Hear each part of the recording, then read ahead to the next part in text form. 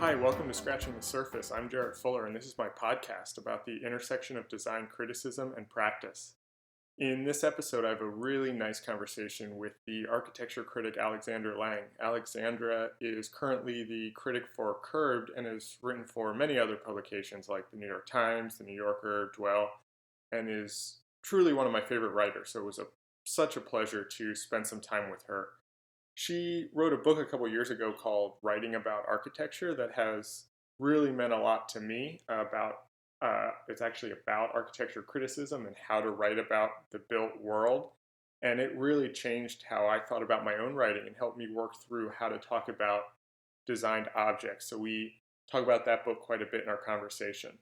We also go deep on her own writing process and how she worked through a couple of her recent essays. We talk about what she thinks the role of criticism is within the architecture community, and how she writes about the built environment for a general audience that might not know anything about architecture. I met Alexandra in a small coffee shop in Brooklyn this past summer where we recorded this, so you can hear other customers and the espresso machine in the background. But the conversation was so illuminating to me that I just had to share it anyway. You'll hear it actually get quieter about halfway through because we stayed so long that the shop had actually closed and they let us stay so we could finish our conversation. As you can tell, this was really fun and enjoyable for me, and I think a really interesting look into how a critic thinks about their work. So again, I apologize for the background noise, but I think you'll enjoy the conversation as much as I did. So here is my interview with the architecture critic, Alexandra Lange.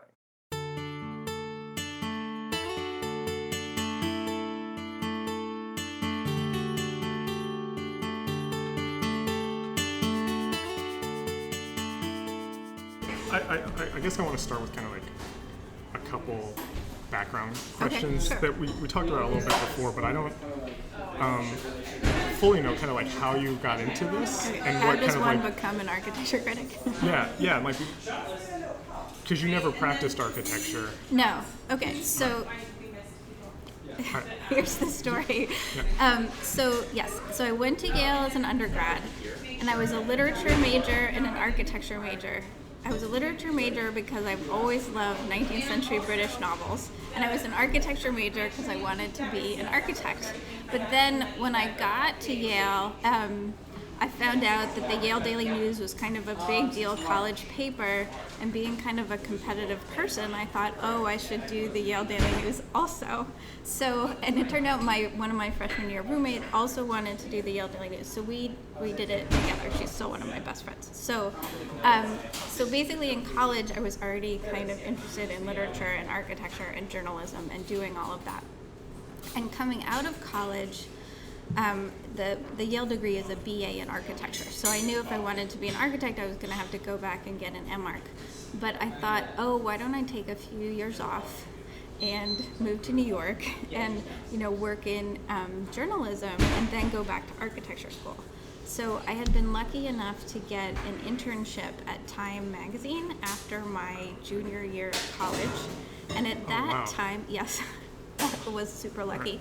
At that time, Kurt Anderson was running the front of the book at Time magazine, and I was working for him. I mean, I basically only saw him at daily story meetings, but he did know who I was. So when I was a senior... And you're a junior... In college. Yeah. Wow. So when I was a senior in college, he became the editor-in-chief of New York Magazine, which was a huge deal at the time. And so I wrote him a letter and was like, "Hi, remember me from this summer? I see you're the editor of New York Magazine. Are you hiring any editorial assistants?" And he wrote back and was like, "Sure, I can hire you for $21,000 a year as an editorial assistant." Wow. So so that's what I did. I moved to an apartment in Park Slope, and I started at New York Magazine, and I was literally answering the phones at New York Magazine, Kurt Anderson's office. Yeah. So when... And wait, this was right after you graduated. This is in from 1994. College. And so you're fresh out of college. Yes. So when did you...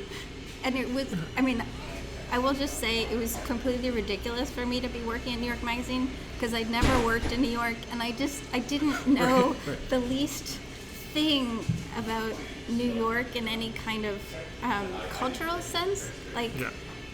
people would go to the Hamptons for the weekend, and it took me a while to figure right. out like what the Hamptons were and like what was that all about. So I was really very, very naive. So did you graduate with a double major Yes, in literature and architecture? Yes, I did. When and how did those kind of start to intersect? Or let me actually like backtrack. Yeah. When you were doing both of them, Yeah. and then right out of school in your editorial assistant, did you see those as like two separate things? No, And then when did they?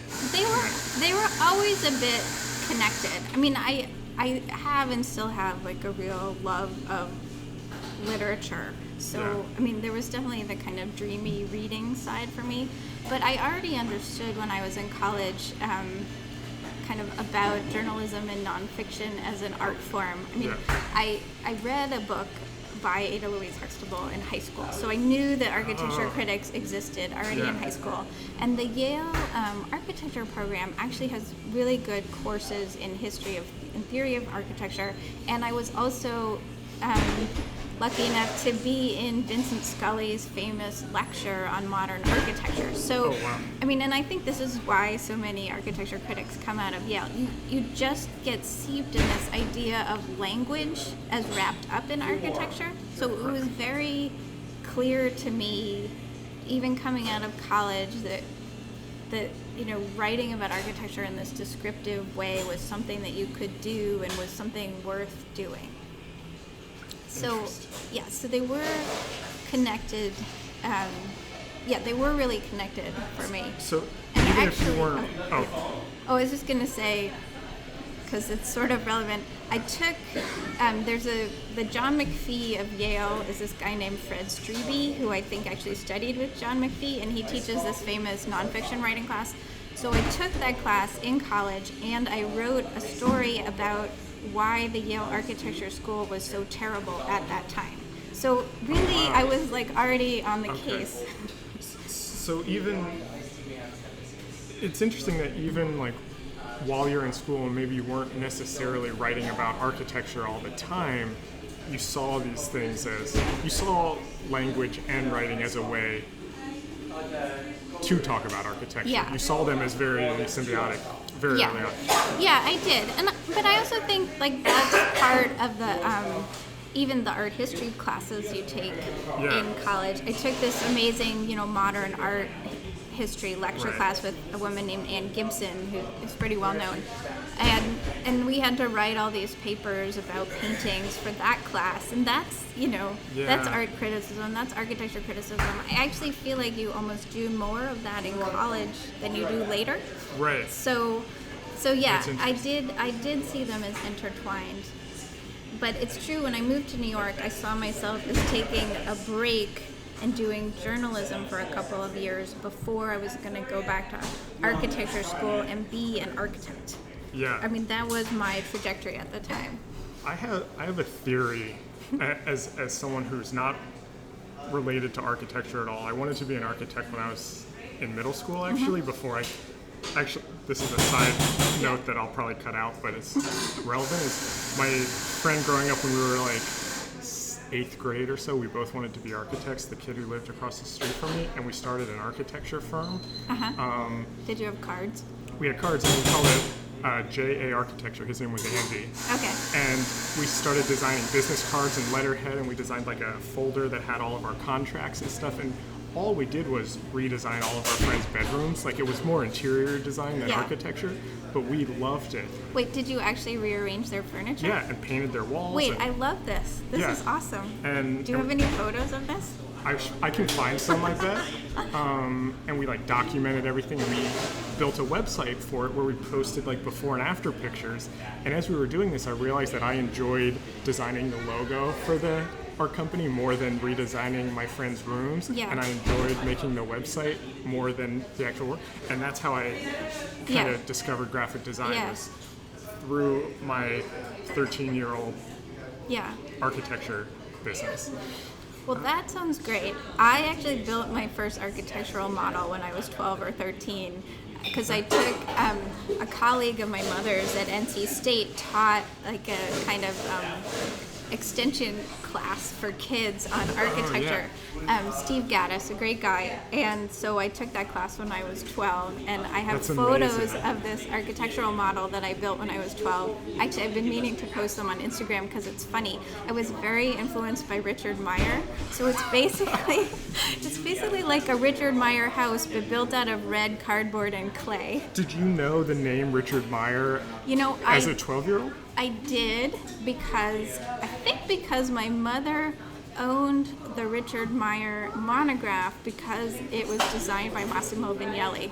It's really famous monograph book design. It's all Bodoni, black and white. Yeah, I know. Anyway, it's like hilarious. Classic Vignelli. So I had seen that book, and the house he did. There's a house he did in Michigan that was like my dream house for many, many years. That was like my first architecture love. That's amazing. I love that. That's so funny. Yeah.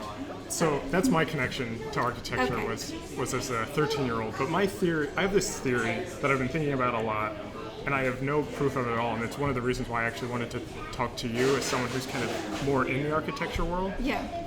As a graphic designer, I read a lot of architecture. I read a lot about architecture. I read a lot of architecture criticism, and I've always been jealous of the dialogue from an outsider. That seems like a lot of dialogue, and even practicing architects seem to be very theoretical and are putting out ideas and points of view that I felt like graphic design never has, or never had and doesn't really have. Yeah. And I had this theory that, and this is where I'm going to show my ignorance for architecture, but for a long time, being an architect meant building buildings, and that's a lot harder to do than a lot of graphic design work, and it takes longer, and there's and so to kind of support that, there's thinking and writing and things like that. And even like when you said that you waited to go back to school, like I know a couple people who studied architecture and then had this big debate of what they wanted. Do they want to be a practicing architect? Do they want to kind of go into something else? And I'm wondering, I've always thought maybe that has something to do with this kind of critical dialogue that seems to always be happening in the profession. Yeah, I think that's true of a slice. I mean, I think, yes, I understand why graphic design might, I shouldn't say be jealous of, but something in that general scheme, be jealous of architecture, because there is just a longer history of writing, and then a longer history of theory, and then even a short but still longer history of criticism in architecture, because it's just just a bigger field and a longer lived field as a professional discipline. I do think though that the amount of theory and writing that practicing architects do really waxes and wanes with the economy. So you may partially have that impression of architects as being intellectuals because of the enormous amount of history and theory that happened during the 70s and 80s when nobody was building it. Right. And that was actually that's interesting. That was actually a particular time in architecture that I don't think is sort of correlated over all of architecture, or even all of 20th century architecture. Because paper architecture and theory do tend to crop up more when people aren't building their projects, and there's this kind of pent up creative imagination. Oh, that's interesting. Yeah, I also think there are a tremendous number of architects that are not only not interested in theory, probably don't even look at the architecture magazines. And I mean, there's so many layers and types of architecture in the country that don't even get addressed in any way, and it always makes me irritated when people say architects blah blah blah, because I'm like, who are you talking about? I mean, even so, my husband is a solo practitioner who does residential architecture, and his world is so different from the world of most of these sort of design famous architects I interview, and I feel like it's really important that I know about both of these. They're not even two sides, there are many more sides, but at least I know about a couple of sides to the profession that are happening at the same time. And and that's just how it is. That's so obvious too. And I was just having this conversation with someone about graphic design. There's not one type of graphic designer, and there's not one type of work or school of thought. And I just made that same mistake of like oversimplifying it for architects. But you're exactly right. But I do feel like, I don't know what the actual numbers are, but I do feel like graphic design is a much smaller world in the sense that having been associated with Design Observer and knowing a few key people, like I know a lot of people in graphic design, and even though the majority of my work is about architecture, I still would never say like I know a lot of people in architecture.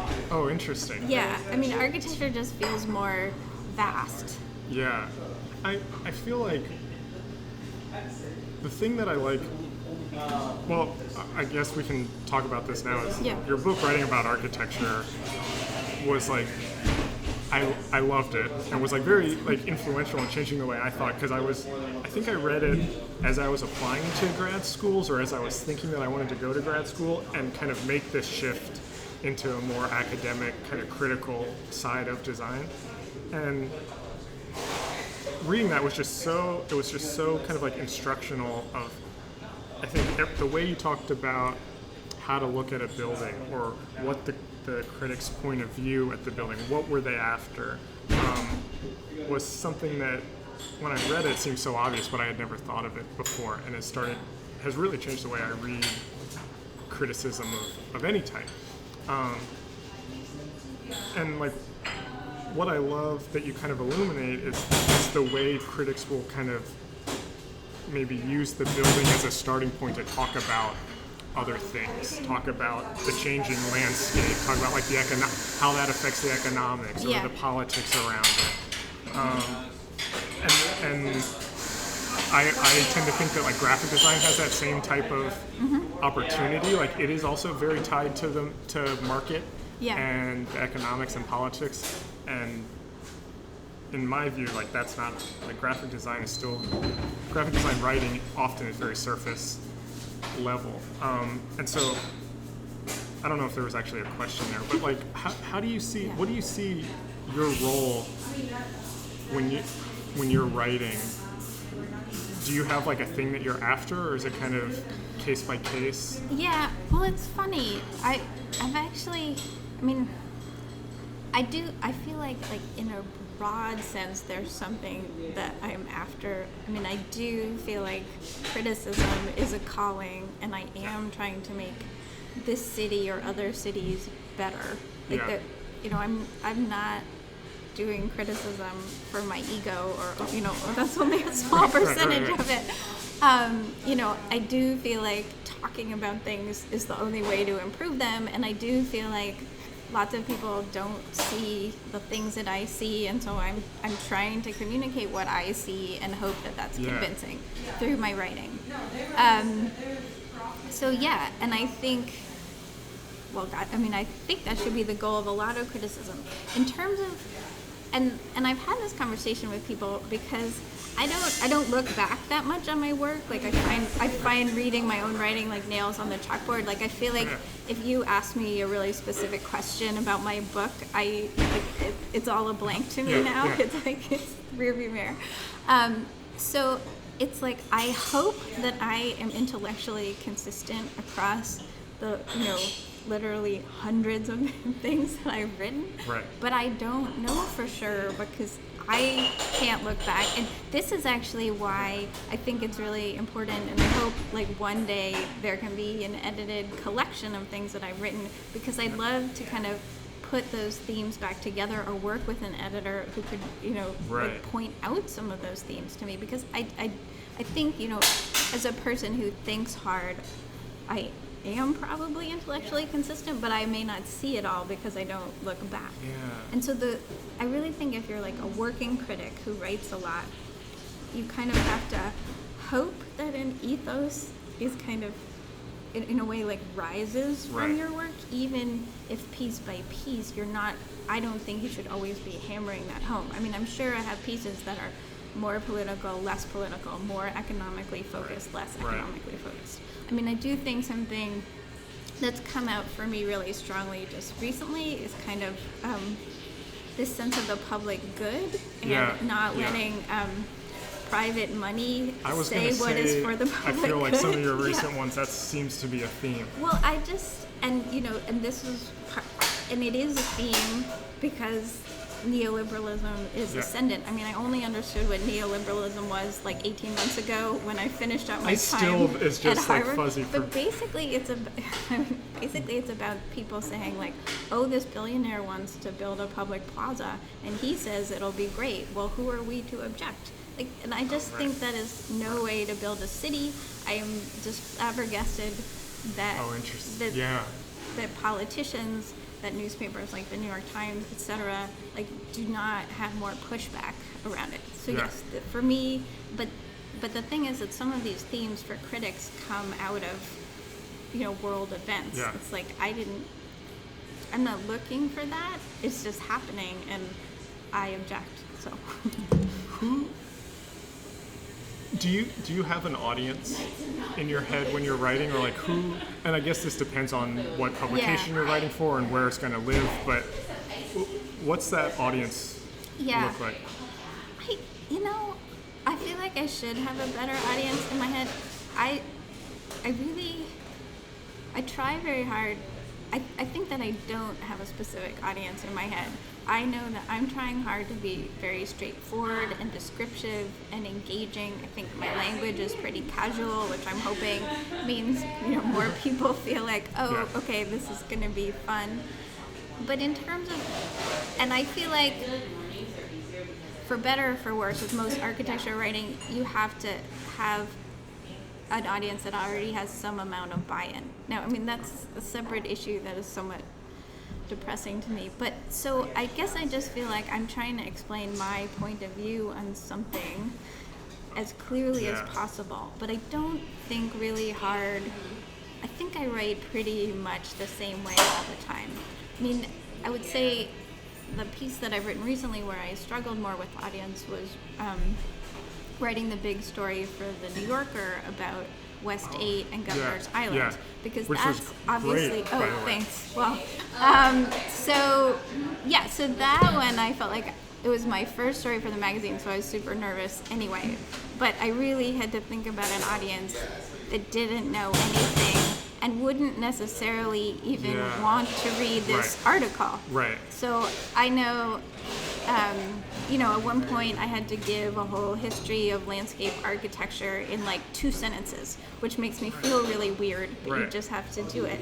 And in general, I was just trying to keep it super light and fun, because I'm like, Yeah. nobody's ever going to read this article if they don't think it's fun. Yeah. Did you see that? I actually love that you brought that article up, because this leads into some of my other questions Okay. I had. Do you think do you view that piece as a work of criticism? Not really, no. Okay. Well, how and I don't Yeah. mean to like put false like Oh. borders up of what it is, but like how would you describe that?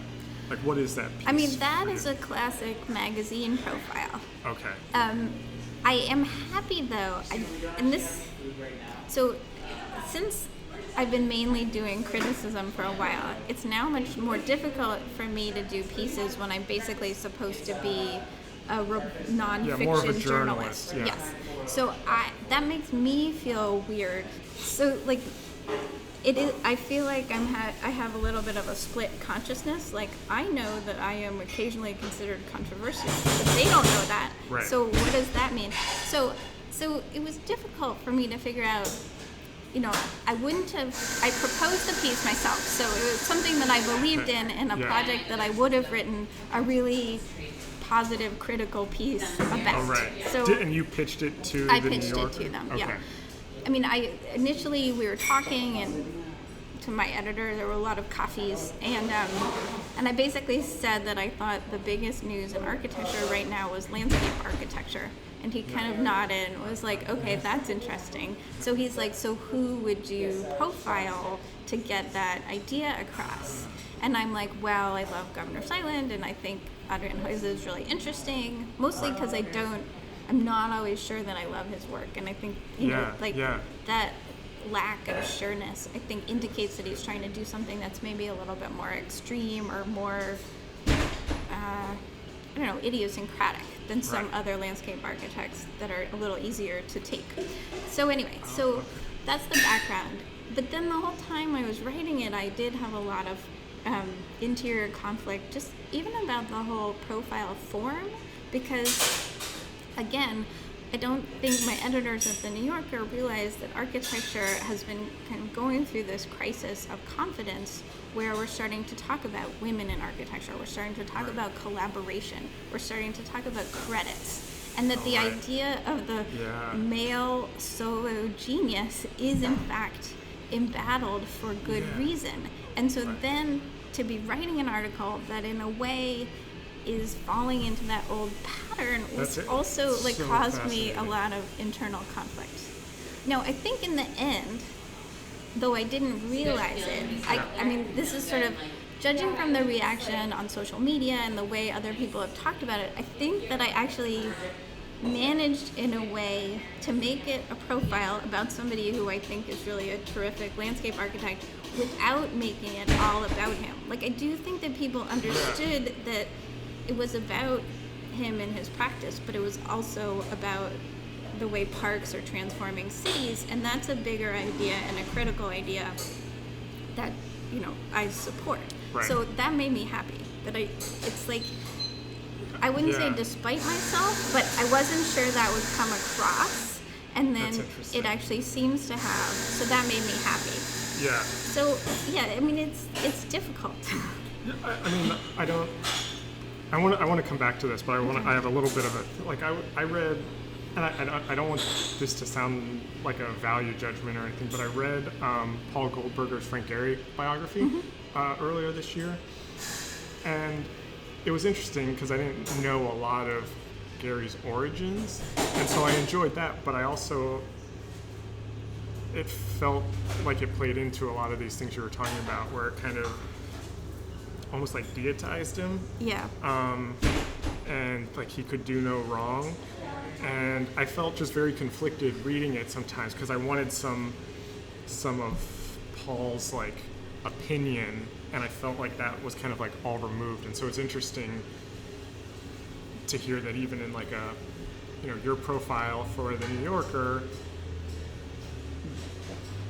that balance and kind of comes into play, and who's reading it, and are they going to be aware of these issues that are being talked about in the architecture community, and is it worth, I don't know, that's not a question, it's just like... No, I think that's really interesting, especially because I also read Paul Goldberger's biography, and I'm currently reading a new biography of Jane Jacobs, and the other night on Twitter, one of my sort of spontaneous thinking out loud things, I started tweeting about how I hate that all biographies, and this was just, what did I read? Oh, I read a biography of Isamu Noguchi that came out last year, and then I read the Gehry biography, and now I'm reading the Jane Jacobs biography, and all of them the Jane Jacobs biography starts with literally 3 chapters on kind of her background and family and other things.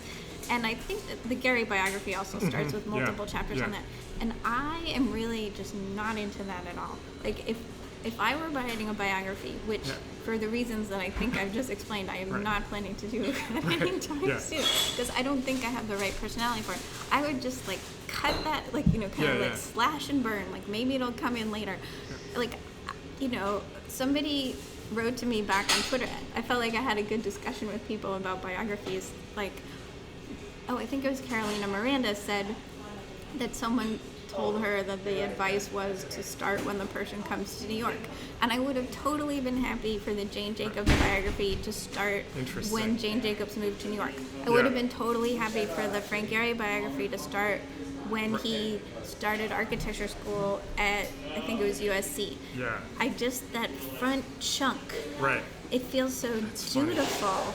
And I feel like, even with like the little bit of my biography that I've been talking about here, I feel like I can make it sound like this totally smooth narrative where it was all foreordained. And like in my experiencing of it, it was not like that at all.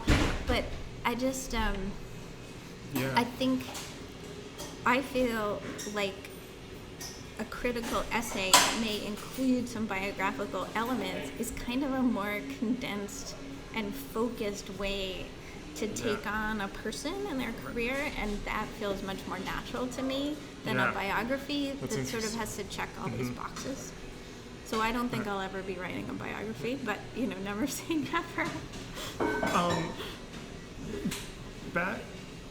I think the fact that your profile though was in the New Yorker brings up something that I think about a lot, is that architecture critics have long had posts at major publications.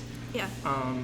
And I don't really know if there's a question yeah. in that, but that's something that's always been interesting to me. And I think, again, from like my outsider point of view, it comes back to kind of what you wrote about in writing about architecture, is that it's the kind of the best of the best use the building to kind of like talk about other things that any person who has no interest in architecture even is aware of that it gives them an entry point, because there's something that's relevant to them or Well, I mean, that's a really interesting topic. Okay, so. And I know that that's changing. Yeah, no, I was also. going to say, number one, that era is over. I think that era is over. I mean, sad to say. Like, I think when I got into this business, I thought the era would continue and eventually I would have one of those jobs. I mean, that was my dream. Yeah. About 5 years ago, I had to kind of sit myself down and have a hard conversation and say, like, I don't think you should say that's your dream anymore, because that dream just feels like that's a dream that is going to, like, well, it's like the disappearing sidewalk. It just evaporated from in front of me. So what can I do? And it was also saying, okay, so that's not the dream. You're not climbing a ladder. Like, I don't know what's ahead. So I've just got to do what I can do now with the resources at my disposal. And that's really, like, this is the pep talk I keep giving myself. Like, that's what I've tried to do. So, I mean, I do think it was and is a great thing for there to be, like a city and a newspaper and a critic, because those critics are able to follow things for much longer. I think the platform of the newspaper is really important because people will read building reviews of the newspaper. I think there's an audience, that there's a sort of assumption when something's in the newspaper that it is interesting to a wide audience. Like I think sometimes the idea of audience is not just how you write, but where you're writing. And that's the thing that I feel like I don't have that much control over. Like, because, for example, another thing that I was talking about on Twitter is that, so I'm now the architecture critic for Curbed. The Curbed readers don't like it when I do a building review. Like I would say a straight up building review. So, but I think, so I feel like this piece of writing that I'm reasonably good at, that if I worked for a newspaper would be fine and people would read, is not fine because I'm writing for a website. And so that's a weird thing. I mean, in a way, it's probably good because it challenges me to figure out, well, what's the way I could write about this? I mean, sometimes it's harder because it's like, okay, I can't write about this one building that I can just go to and then come home and say what I think. Like, that's actually easy for me. I have to go to like 3 buildings and cogitate and like write some like whole thing about the architect's whole career, and it's more difficult, but that is what people will actually read. That's interesting. So, okay. I mean, there are pluses and minuses. But so I still believe in that old model. I just think it's disappearing. Occasionally I've done a count of how many, architecture critics there were that have salary jobs, and I think it's best, to do newspapers, and then like the few magazines like New York Magazine with Justin Davidson who have like a salaried critic. Though of course he's half classical music, half architecture. So anyway, but those numbers are shrinking. Like actually, right, just recently, you know, the Boston Globe cut its funding for its arts pages, and I've been trying to figure out what that means for Bob Campbell, who's a super respected architecture critic who was a contract employee, but is he not going to write for the Boston Globe anymore? Like that actually means that like another architecture critic has been X'd from that column. So. Yeah, I don't know how to phrase this. It's sad to me. Like in your book, you introduced me to Masham. And the Bilbao piece, which just like completely like blew me away, and I went out and bought his like selected essays, like big book, and that's like very fun. If I like can't fall asleep or something, like that's the book I pick up and I'll just read one, and like knowing that they were in the New York Times, it's just like this. Can this even happen? That's anymore? So funny because the book for me that was like that is. Exquisite Corpse, which is the collection of Michael Sorkin's Village Voice column. Yeah. Do you have that? I've read pieces of it. I don't own anyway, it. It's his columns from the 80s, and that to me was this kind of like, oh my God, criticism can be like this. Yeah. And then I got to but I read Mouchant more in real time, whereas like I needed a collection of those things. So, yeah, and it's funny. There's a lot of nostalgia. You know, in real time, people thought that Herbert Mouchant was kind of crazy. Well, he became increasingly crazy, and there was a lot of pushback about his language and like the floridness of it all. But now, in retrospect, that feels like a golden age because I just feel like, and I'm not painting with I don't want to criticize everyone, but I do think there's kind of less experimentation, less rope. I mean, and you know. You could point to me, like, I don't write like that. I mean, as a critic, you really have to write from your own personality. And my own personality is actually super direct and probably not that poetic. So I admire that, but that's not me. So I couldn't do that. I'd love to see somebody that it was organic to write like that. Yeah. But maybe we're just not in an age that would want that anyway. I don't know. Yeah, I mean, I think about that. I obviously read a lot of him through the lens of what would this look like in graphic design. It's like, what if, like, there are so many things from, like, because now there's, like, the hot take for, like, the logo redesign that suddenly everybody... I follow all this, yes. Everyone has an opinion on that all of a sudden. And it's just, like, quick, and it's, like, good, bad, you know, yes, no. And I'm actually not 100% opposed to the hot take on logos. I will say. Why not? You know, because like logos are. I mean, I know the graphic designers always say the logo is part of this whole system, and you have to understand the system, and you have to see it in the environment, and blah blah blah. And I get that. Like I understand. But a logo is also supposed to be seen in a flash. And so I don't think that those instantaneous reactions should all be discounted. Right. I agree. I will. So I'm not 100% with Michael Beirut on that one, though I know why he takes the position that he does. And I actually see your point, and I do think that there is. And it's so easy. Like it's so easy. Also, it's super fun. I love to get involved. What was it? I can't remember. Oh, the Met. The Met one was big. The Met one was big, and I do think it looks wobbly. Yeah. Absolutely. Weird the and wobbly. Instagram icon was the other recent one. Oh, yeah. I don't care so much about that. I mean, it's funny. Yeah. I think it's also, you know, a person is more and less emotionally invested in certain logos than they are in others. Yeah. I mean, I am... And this is partially my own kind of nostalgia for the 60s. Like, I will defend every one of Paul Rand's logos to the death. Like, I love those. I mean, my dissertation was about 1950s and 60s architecture and design, so I just, like, that's my period. Yeah. And you shouldn't mess with those. UPS, foolish. So, anyway, so yes, I do, well, I see some value in that, and I actually just find it to be super fun. Like, you know what, it's our form of celebrity gossip, and just like don't rain on our parade. Yeah, I agree with that. I just want to see, and maybe a logo isn't the right thing for that. Maybe it's like advertising campaign or something. Or you know what? You know what would be interesting? To talk about magazines. For example, there was just the issue of the New York Times magazine where they ran it the other way. Yeah. I don't know. Vertical, I don't know if you would say vertical or horizontal. Yeah. I know anyway, it was on tall buildings, mm-hmm. and I had a lot of issues with it, and I felt like that would have been a perfect thing for you graphic design geeks, and I say that with love, to like get all up in arms about, and I didn't read any specific critiques of it from like a design and photography point of view, and like that seems like a worthy object to talk about.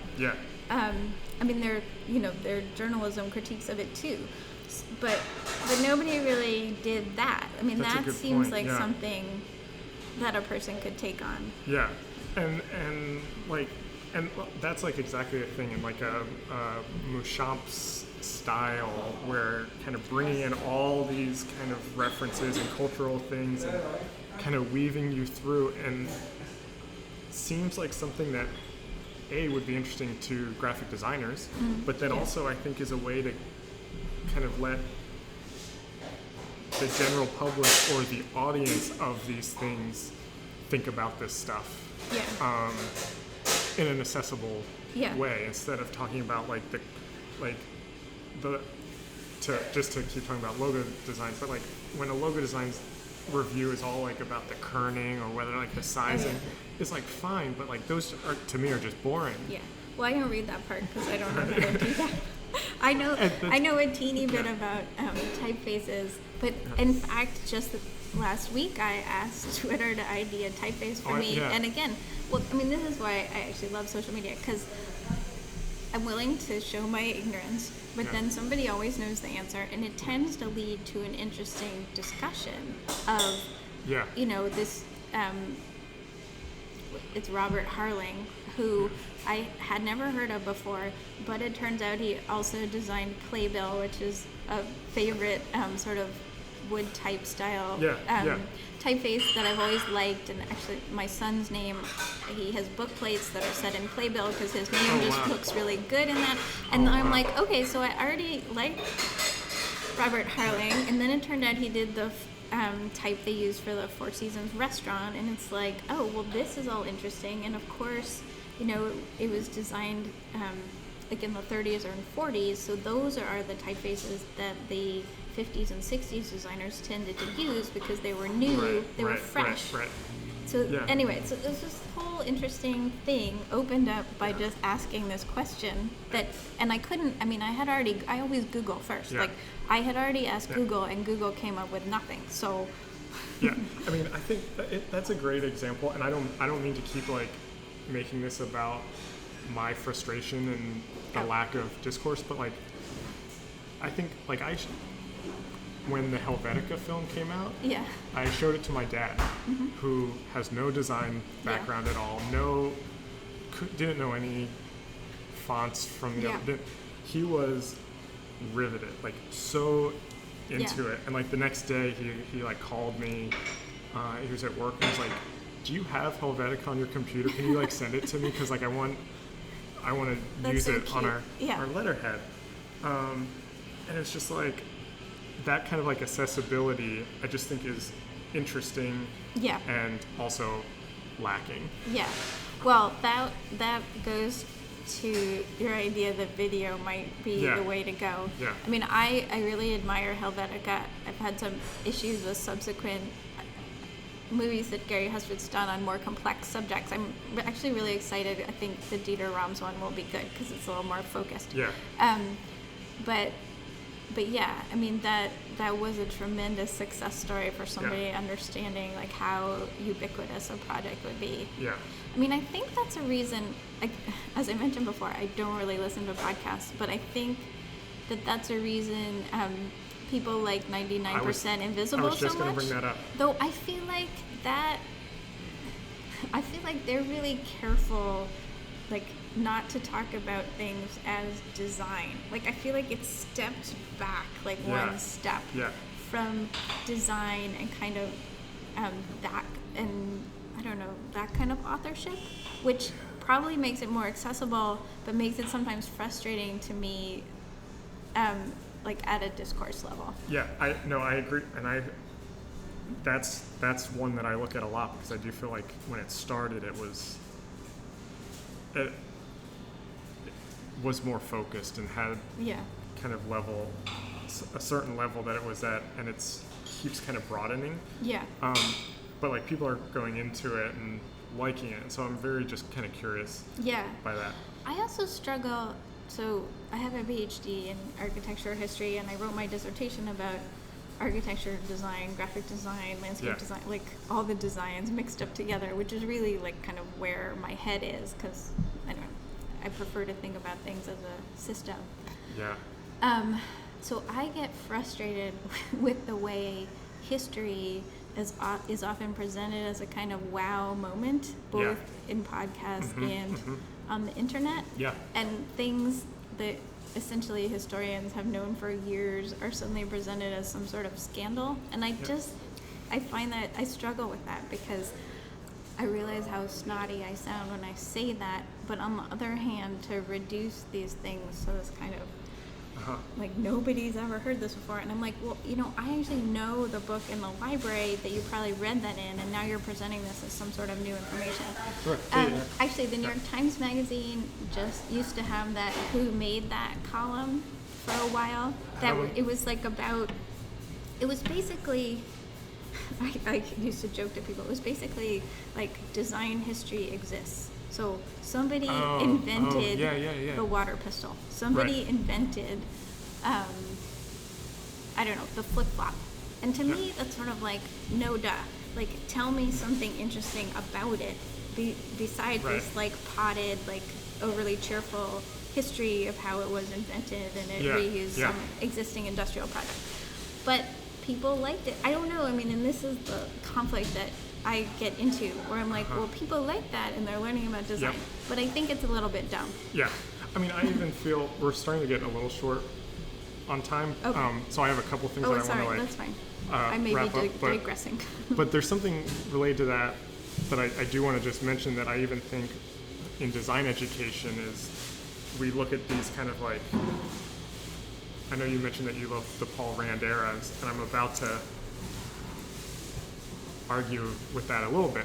I also love him, but I think in like design history courses, and when graphic designers are an undergrad, kind of when they kind of learn about these kind of like touchstone designers, it's just kind of based on style without any kind of context. And I have no data to back this up. This is just a theory that I have, that it kind of just like produces this kind of like regurgitation of styles, where like I think it's much more interesting to like look at where that style, I'm using the word style, came from, and what came right before it, and why is that a big deal compared to its context. And like we shouldn't, in design education, should we really be looking to Paul Rand still for this is how to make a perfect logo, because he never had the internet and there were no iPhones, and like a logo has a very different function. And so I almost think that there's also, yes, history has this like kind of series of like these big moments that it's a little more gradual, but then it also like becomes this thing that you can just kind of like look back on without any. No, that's a good point. And in a way, I feel like I allow myself to like Paul Rand. In a way, I don't allow myself to still like Richard Meyer as much as I used to, because that's a field that I only dabble in rather than being embedded in. I mean, and this is a funny thing. I mean, I do claim to be a design critic because I don't want to limit myself to just architecture, but lately I've been doing more things that are just about architecture. When I used to have my Design Observer blog, I had to write every week, and I just picked things out of the air, and I think I had a little bit more freedom in terms of topics. And maybe after I get through my current state of work, I'll try to go back to that state of mind more. But I think that I feel freer to dabble and maybe say something dumb yeah. in product design and graphic design, because it's not, I never had a class in either of those topics. It's all Yeah. all just self-knowledge, But I think which that's is a little what would different. could make it Yeah. interesting. Yeah. I have just a couple quick questions. Sure. I'm curious, you had mentioned this to me in an email when we first started talking Okay. about this, about how when you writing about architecture, social media wasn't a thing. Oh, yeah. And so I was just curious, like, how you're active on all of those, and when I told Ellen that I was going to talk to you, Yeah. the first thing she said was, I love her Instagram. Oh. And so it's like, That's nice of her. that's the thing that you're known for now. And how has that changed? Has that changed what you do or how you think about your work? Yeah. A lot of times I think, maybe I should just try to monetize my Instagram and stop writing.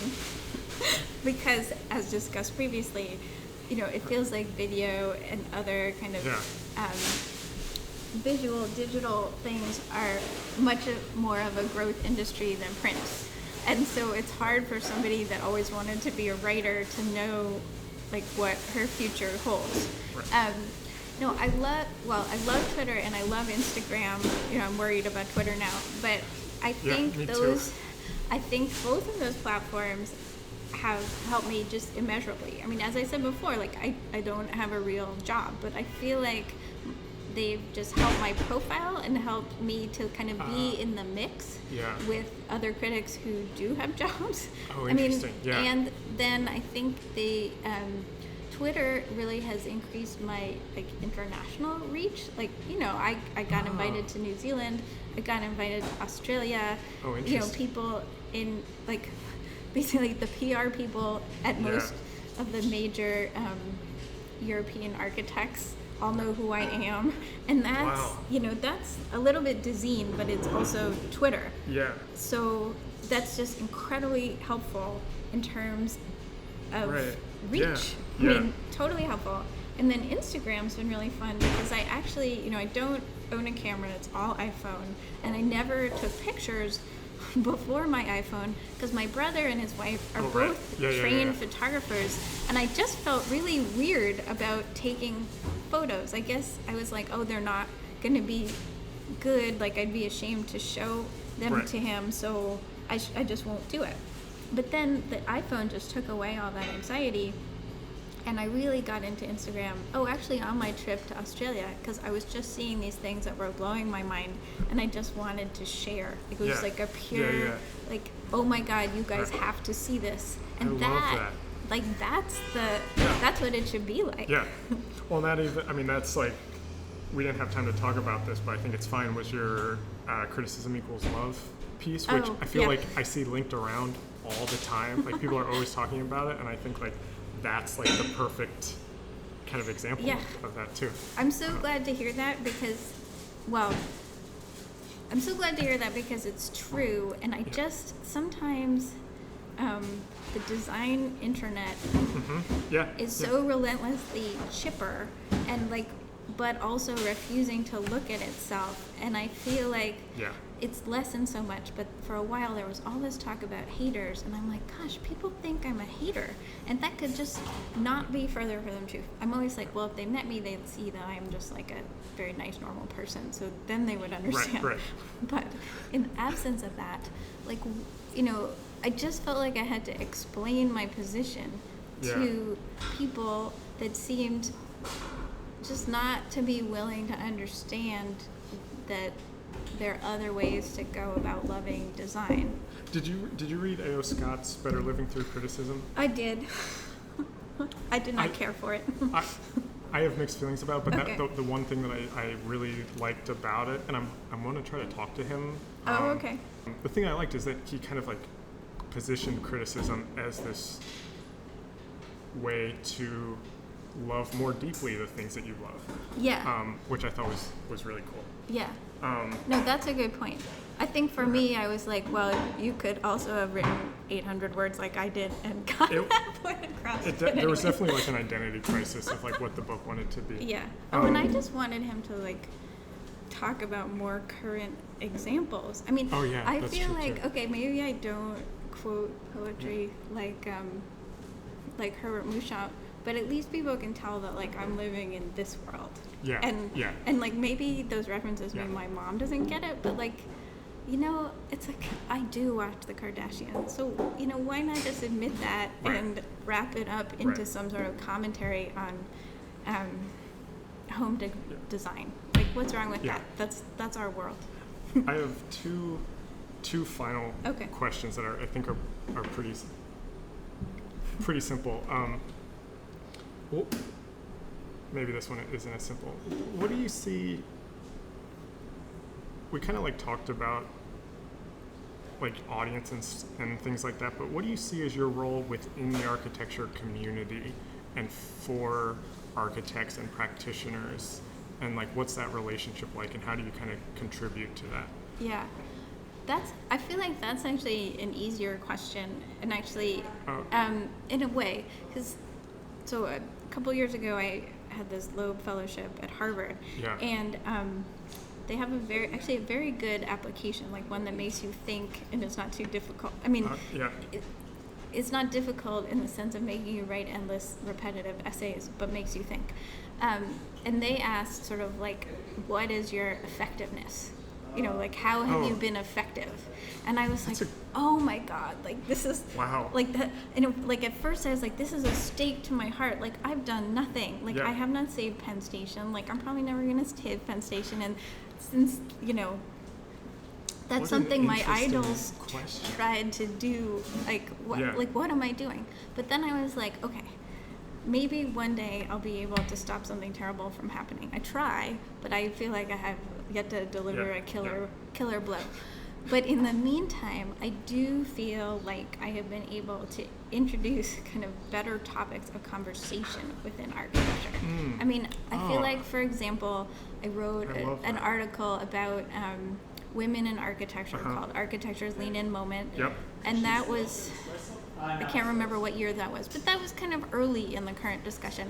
And I feel like I actually framed the issues that are still being played out as the issues. So I'm like, okay, yes, I put my finger on like what we need to talk about. And I feel like I have a few pieces like that. I mean, this is not architecture, but I wrote this piece about 3D printing and the sewing machine, and I felt like, oh yes, I did put my finger on what was wrong with how we were talking about 3D printing. And just recently there was something about how like MakerBot is going out of business. And I'm like, they are? Well, no, or whatever. They're they're pivoting, whatever. And I'm like, yeah, I don't know anything. Like I'm not a tech journalist. I'm not a guy, but I think that I put my finger on like why their business model wasn't going to work. And I'm like, well, that is a service. I believe it is a service. So in the absence of stopping terrible buildings, I will take like improving the quality of conversation, like pointing people towards the thing that's really the issue. And I do feel like sometimes I just have clarity for whatever reason about things like that. Just to kind of like wrap it up, I'm curious, I don't know exactly kind of how to phrase this, but I'm curious just like what your writing process is like. Do you write every day? Do you write at the same time? Do you have like when you're working on a story, or does it kind of change? Well, my best case scenario is like I go to see something, I let it percolate in my mind. Sometimes I always have a yellow pad by my computer, and sometimes I'll basically like outline a piece on my yellow pad before I start writing, in a way like even like late at night, so it's like not like I'm working, but I'm starting, like sentences start to form in my head. This is when I have time to like sentences start to form in my head. I'm like, well, that sounds good, like I better write that down. So I'll just sort of like scratch it out like on half a page, and then the next day I'll sit down, and if it's like a good day, I'll just like write the thing that day and it's done. I mean, this is like a 1,000-word essay. So that is my best case scenario. That's when I feel free and good and like I know what I want to say. I mean, other stories go in all sorts of other directions. My schedule's kind of choppy. I will say, weirdly, my prime writing hours are between about 11 a.m. and 3 p.m. Like I usually sit down at my desk at 9, waste like an hour looking at blogs, do some email, like I don't know, like I used to beat myself up about this, but then one day my husband was like, well, maybe that's just your process. Yeah. Like, maybe you should stop beating yourself up about the time that you're wasting and just assume that's part of your process. And that was a great insight. Like, it's not like that's preventing you from publishing, and like you're still getting all the work No, I done. get it done. So yeah. But it's just like that dumb feeling like I love Tom and Lorenzo, the fashion blog, so I look at that every morning. Oh, and I hate read a bunch of mom blogs, and just this is all the embarrassing stuff. And you do all that first. Yeah, I do all that first. I love that. And then, I mean, like my dream, like I like, the 1,200 word, 12 to 1,500 words is like my natural length. And if I have flow, like I can write that in a day, and it's pretty good, and like that's great. That doesn't always happen. I mean, like the New Yorker piece. How long was that about? That ended up being 7,000 words. Okay. No, I always have a hard time. 6,000 words. It was very long. Like to me, it seemed endless because I usually write a third of that. Right. So it seemed endless.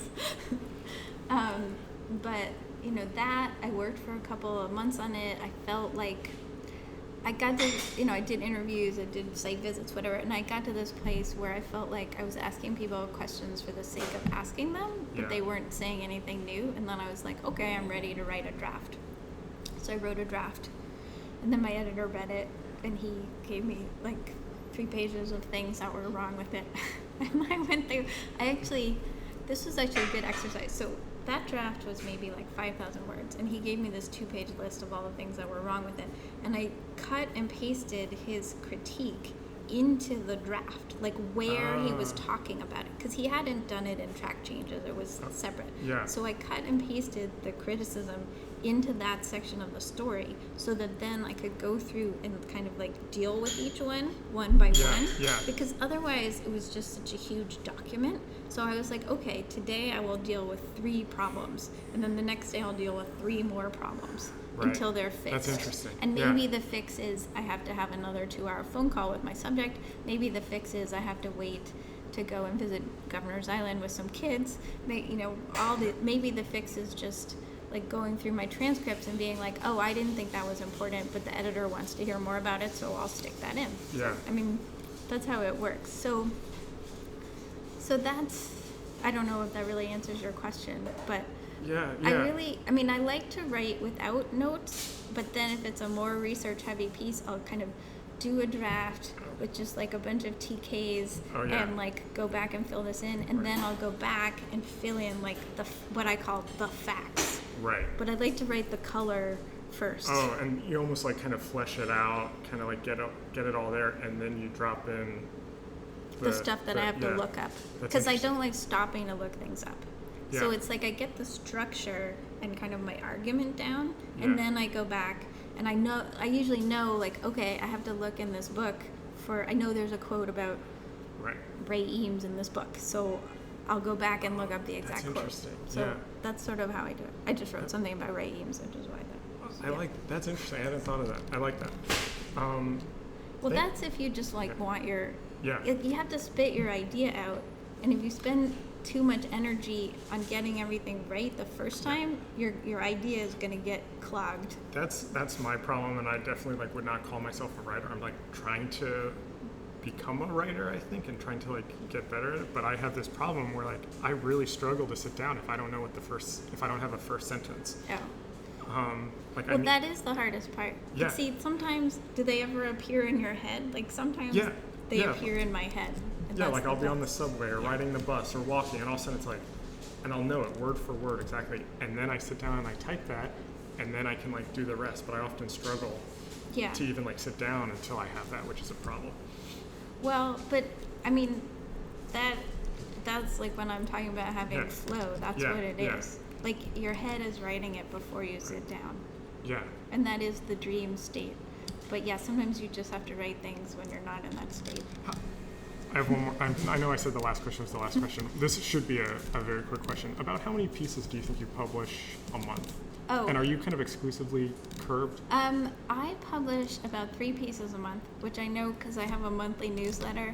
And at the top of it, I put in what I published, and generally it's 3 pieces. And I know I feel badly if I only publish 2, which is just crazy, and I need to stop being like that because that that self-competitive Right. thing is actually going to drive me nuts. But anyway, I am contracted to write 2 pieces for Curbed a month. Like, they pay me a set amount, and I'm supposed to write 2 pieces for that amount. So that is actually a steady income, which is great. And then I usually write 1 to 2 others that are freelance that come up. I mean, people ask me to do things, or I have ideas that won't work for Curbed, or like, I'm just thinking of this month what I published. Yeah. Well, I mean, I think I try my best to read everything that you publish, and so like this was you're really, doing better than anyone really else. Great that like I could talk to you and that we could do this, and so I really appreciate it. Okay. No, it was interesting. I hope that I was helpful. Yeah, I think it was great. Thank you so much. Sure. This episode was recorded on June 24th, 2016 in Brooklyn, New York. Our theme music is by Andy Borgasani. We're on Twitter at Surface Podcast. You can find us on iTunes and SoundCloud and at scratchingthesurface.fm. Thanks for listening.